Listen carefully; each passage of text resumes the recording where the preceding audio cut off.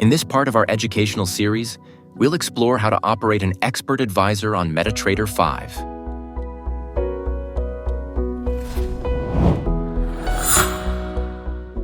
In MT5, you can trade using trading robots that you've created.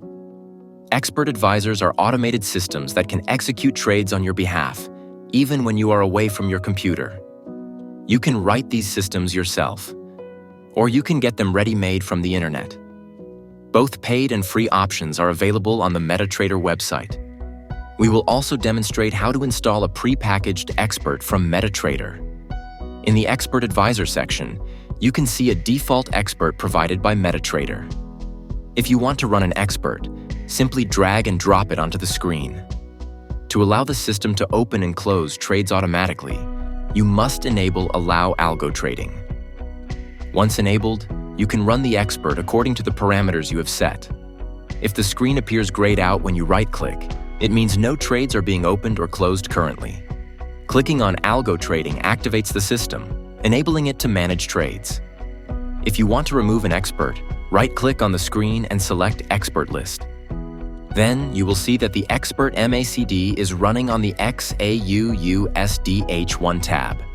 You can select it and remove it.